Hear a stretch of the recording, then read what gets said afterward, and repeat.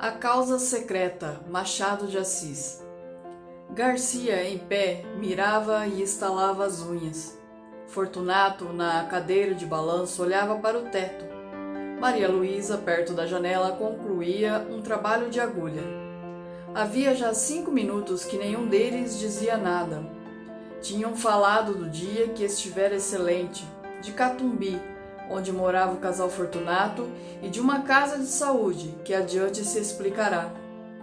Como os 3 personagens aqui presentes estão agora mortos e enterrados, tempo é de contar a história sem rebuço.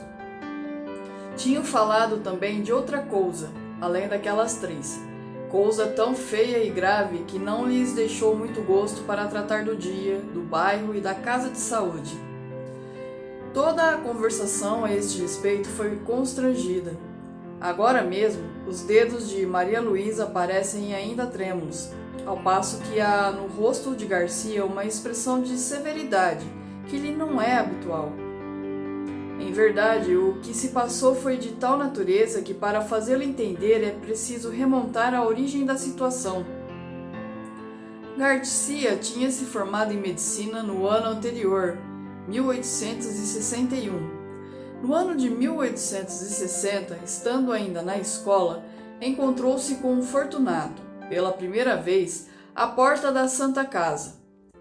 Entrava quando o outro saía, fez-lhe impressão a figura. Mas ainda assim tê-la-ia esquecido se não fosse o segundo encontro, poucos dias depois. Morava na rua de Dom Manuel. Uma de suas raras distrações era ir ao Teatro de São Januário, que ficava perto, entre essa rua e a praia. Ia 1 ou 2 vezes por mês e nunca achava acima de 40 pessoas. Só os mais intrépidos ousavam estender os passos até aquele recanto da cidade. Uma noite, estando nas cadeiras, apareceu ali Fortunato e sentou-se ao pé dele. A peça era um dramalhão cozido a facadas, ouriçado de imprecações e remorsos, mas Fortunato ouvia com singular interesse.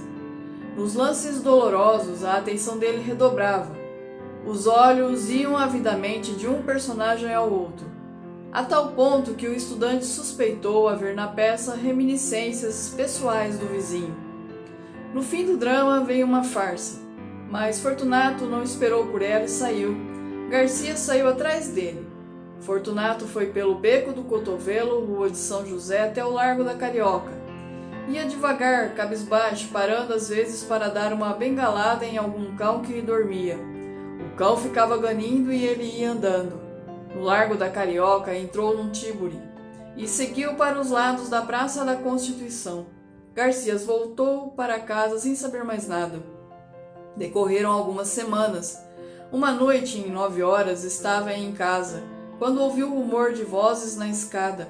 Desceu logo do sótão onde morava ao 1º andar, onde vivia um empregado do arsenal de guerra. Era este que alguns homens conduziam, escada acima, ensanguentado. O preto que o servia acudiu a abrir a porta. O homem gemia, as vozes eram confusas, a luz pouca. Deposto o ferido na cama, Garcia disse que era preciso chamar um médico. Já aí vem um, acudiu alguém. Garcia olhou, era o próprio homem da Santa Casa e do teatro. Imaginou que seria parente ou amigo do ferido, mas rejeitou a suposição, desde que lhe ouvira perguntar se este tinha família ou pessoa próxima. Disse-lhe o preto que não, e ele assumiu a direção do serviço, pediu às pessoas estranhas que se retirassem, pagou os carregadores e deu as primeiras ordens. Sabendo que o Garcia era vizinho e estudante de medicina, pediu-lhe que ficasse para ajudar o médico. Em seguida contou o que se passara. Foi uma malta de capoeiras. Eu vinha do quartel de Moura, onde fui visitar um primo, quando ouvi um barulho muito grande e logo depois um ajuntamento. Parece que eles feriram também a um sujeito que passava e que entrou por um daqueles becos. Mas eu só vi esse senhor que atravessava a rua no momento em que um dos capoeiras, roçando por ele, meteu-lhe o punhal. Não caiu logo, disse onde morava e como era a 2 passos, achei melhor trazê-lo. Conhecia-o antes? Perguntou Garcia. Não, nunca ouvi. Quem é? É um bom homem, empregado no arsenal de guerra. Chama-se Gouveia. Não sei quem é. Médico e subdelegado vieram daí a pouco.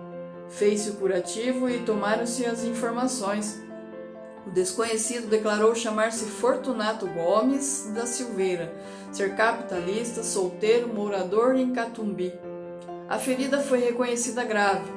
Durante o curativo, ajudado pelo estudante, Fortunato serviu de criado, segurando a bacia, a vela, os panos, sem perturbar nada, olhando friamente para o ferido que gemia muito.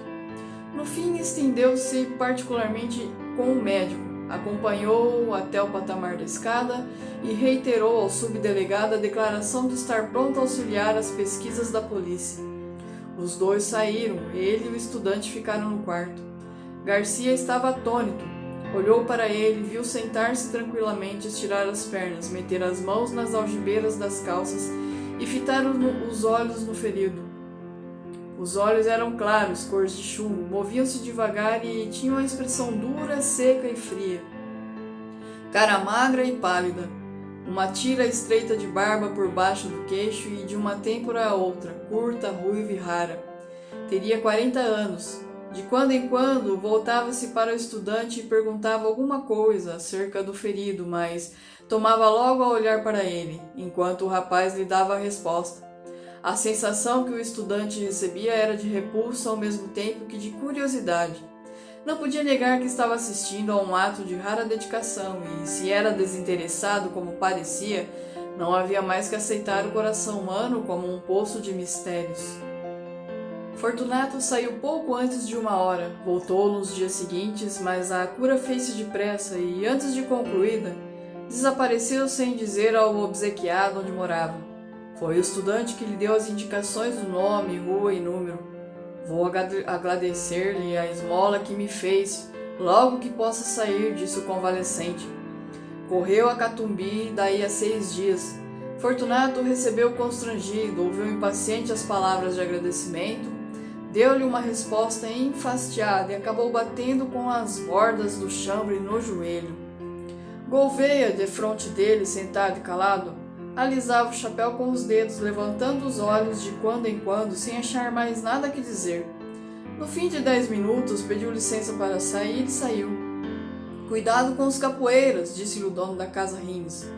O pobre diabo saiu de lá mortificado, humilhado, mastigando a custo o desdém, forcejando por esquecê-lo, explicá-lo ou perdoá-lo, para que no coração só ficasse a memória do benefício, mas o esforço era vão. O ressentimento, hóspede novo e exclusivo, entrou e pôs fora o benefício, de tal modo que o desgraçado não teve mais que trepar a cabeça e refugiar-se ali com uma simples ideia. Foi assim que o próprio benfeitor ensinou a este homem o sentimento da ingratidão. Tudo isso assombrou o Garcia. Este moço possuía um germe, a faculdade de decifrar os homens, de decompor os caracteres, tinha o amor da análise e sentia o regalo que dizia ser supremo de penetrar muitas camadas morais, até apalpar o segredo de um organismo. Picado de curiosidade, lembrou-se de ir ter com um homem de Catumbi, mas advertiu que nem recebera dele o oferecimento formal da casa. Quando menos era-lhe preciso um pretexto e não achou nenhum. Tempos depois, estando já formado e morando na rua de Mata-Cavalos, perto do Conde, encontrou Fortunato em uma gôndola. Encontrou ainda outras vezes e frequência trouxe a familiaridade. Um dia Fortunato o convidou a ir visitá-lo ali perto, em Catumbi. Sabe que estou casado? Não sabia. Casei-me há 4 meses, podia dizer 4 dias. Vá jantar conosco domingo. Domingo? Não esteja forjando desculpas, não admito desculpas, vá domingo. Garcia foi lá domingo, Fortunato deu-lhe um bom jantar, bons charutos e boa palestra, em companhia da senhora, que era interessante. A figura dele não mudara, os olhos eram as mesmas chapas de estanho, duras e frias. As outras feições não eram mais atraentes que dantes. Os obséquios, porém, se não resgatavam a natureza, davam alguma compensação, e não era pouco. Maria Luísa é que se possuía ambos os feitiços, pessoas e modo. Era esbelta, airosa, olhos meigos e submissos, tinha 25 anos e parecia não passar de 19. Garcia, a segunda vez que lá foi, percebeu que entre eles havia alguma dissonância de caracteres. pouca ou nenhuma afinidade moral e, da parte da mulher para com o marido, uns modos que transcendiam o respeito e confinavam-a na resignação e no temor. Um dia, estando os três juntos, perguntou Garcia a Maria Luísa se tivera notícia das circunstâncias em que ele conhecera o marido. Não, respondeu a moça. Vai ouvir uma ação bonita. Não vale a pena, interrompeu Fortunato.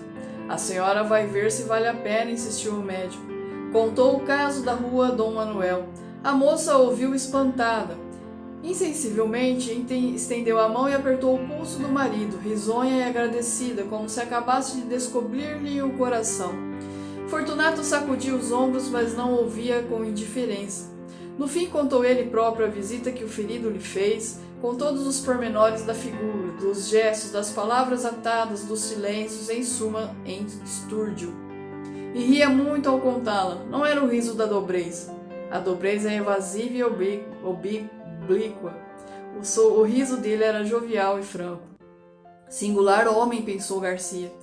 Maria Luísa ficou desconsolada com a zombaria do marido, mas o médico restituiu-lhe a satisfação anterior, voltando a referir a dedicação deste e as suas raras qualidades de enfermeiro. Tão bom enfermeiro, concluiu ele, que se algum dia fundar uma casa de saúde, ele ia convidá-lo. Valeu? Perguntou Fortunato. Valeu o quê? Vamos fundar uma casa de saúde? Não valeu nada, estou brincando. Podia-se fazer alguma coisa, e para o senhor que começa a clínica, acho que seria bem bom. Tenho justamente uma casa que vai vagar e serve. Garcia recusou nesse e no dia seguinte, mas a ideia tinha se metido na cabeça ao outro, e não foi possível recuar mais.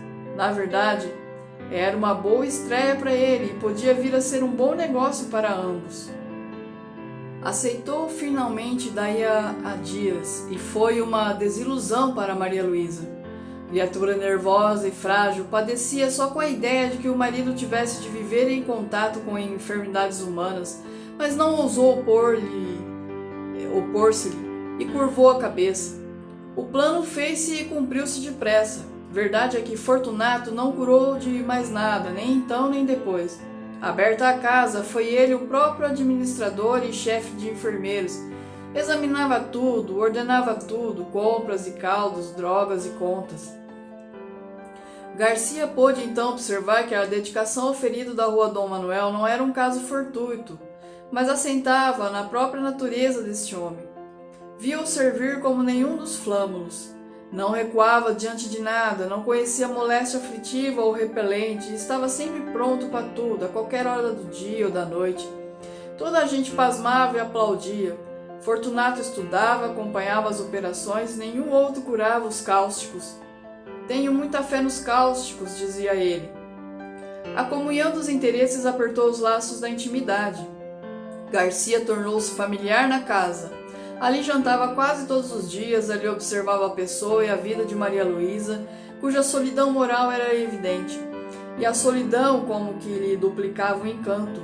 Garcia começou a se sentir que alguma coisa o agitava quando ela aparecia, quando falava, quando trabalhava, calado, ao canto da janela ou tocava ao piano umas músicas tristes.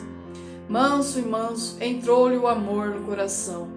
Quando deu por ele, quis expeli-lo para que entre ele e Fortunato não houvesse outro laço que o da amizade, mas não pôde.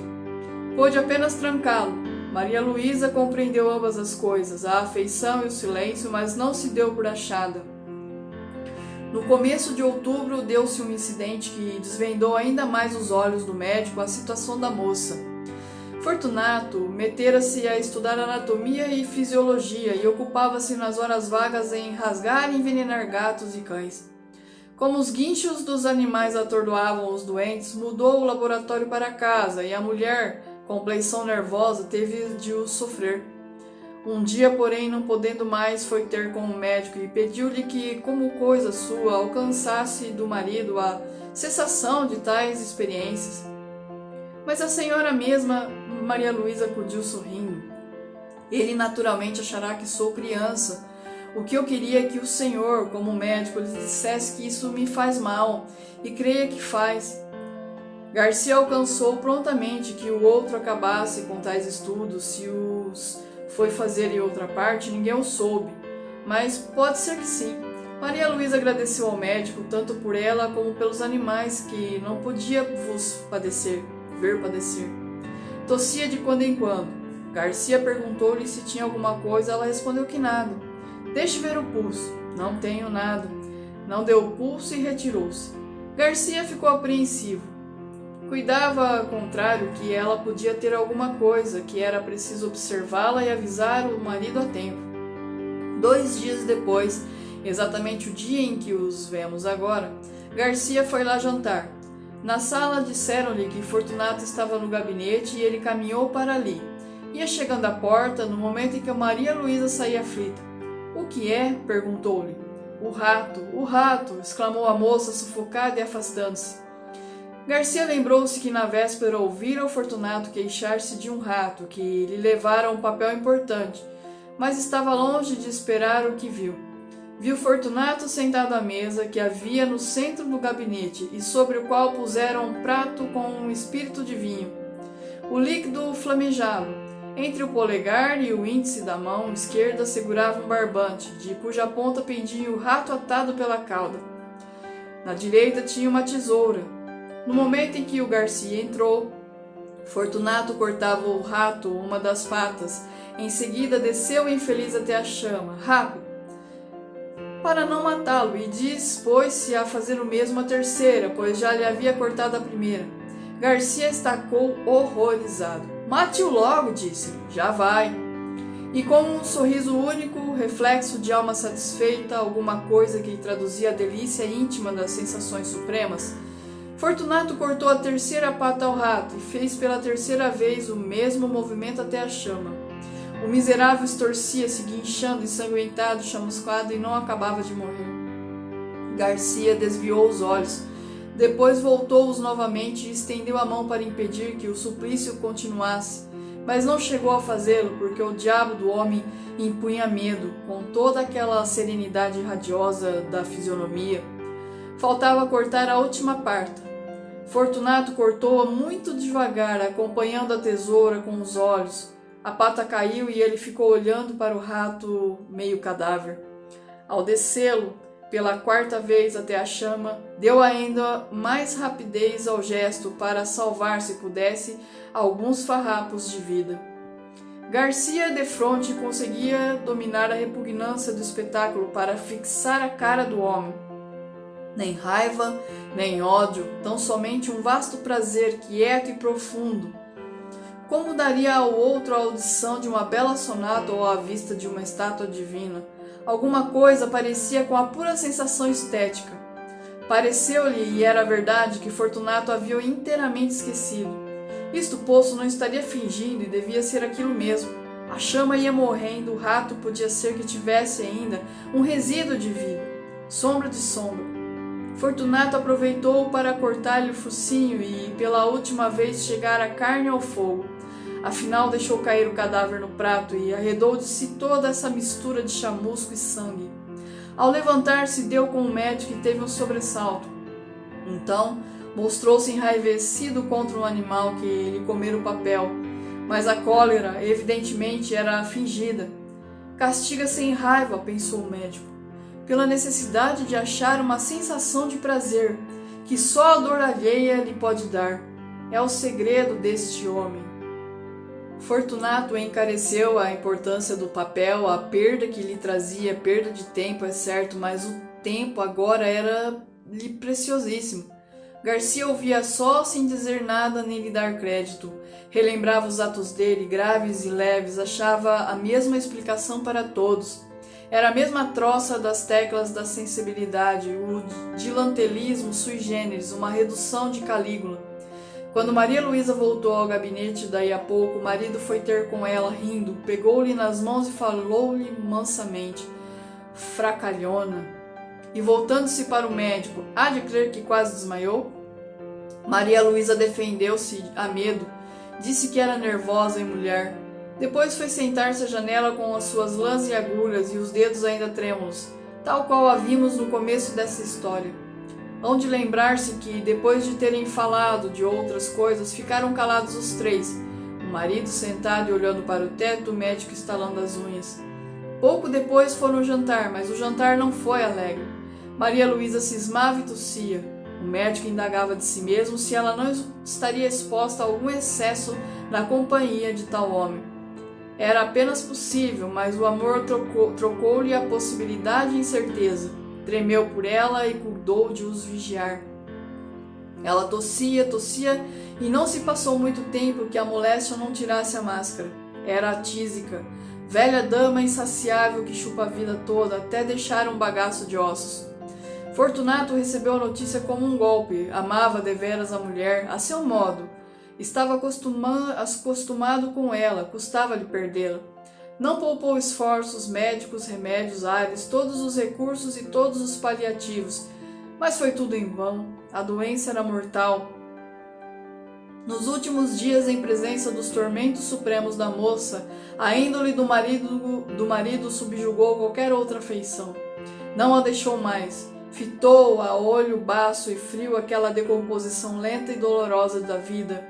Bebeu uma a uma as aflições da bela criatura, agora magra e transparente, devorada de febre minada de morte. Egoísmo aspérrimo, faminto de sensações, não lhe perdoou um só minuto de agonia, nem nos pagou com uma só lágrima, pública ou íntima. Só quando ela expirou é que ele ficou aturdido, voltando a si, viu que estava só outra vez. De noite, indo repousar uma parenta de Maria Luísa que a ajudara a morrer, ficaram na sala Fortunato e Garcia velando o cadáver, ambos pensativos, mas o próprio marido estava fatigado. O médico disse-lhe que repousasse um pouco. Vá descansar, passe pelo sono 1 ou 2 horas, eu irei depois. Fortunato saiu, foi deitar-se no sofá da saleta contígua e adormeceu logo. 20 minutos depois acordou, quis dormir outra vez, cochilou alguns minutos até que se levantou e voltou à sala. Caminhava nas pontas dos pés para não acordar a parenta que dormia perto. Chegando à porta, estacou assombrado. Garcia tinha-se chegado ao cadáver, levantara o lenço e contemplara por alguns instantes as feições defuntas. Depois, como se a morte espiritualizasse tudo, inclinou-se e beijou-a na testa. Foi nesse momento que Fortunato chegou à porta. Estacou assombrado. Não podia ser o beijo da amizade, podia ser o epílogo de um livro adúltero. Não tinha ciúmes. Note-se, a natureza compô-lo de maneira que não lhe deu ciúmes nem inveja, mas dera-lhe vaidade, que não é menos cativa ao ressentimento. A olhou assombrado, mordendo os beiços. Entretanto, Garcia inclinou-se ainda para beijar outra vez o cadáver, mas então não pôde mais. O beijo rebentou em soluços e os olhos não puderam conter as lágrimas, que vieram em borbotões, lágrimas de amor calado e irremediável desespero. Fortunato, à porta onde ficara, saboreou essa explosão de dor moral que foi longa, muito longa, deliciosamente longa.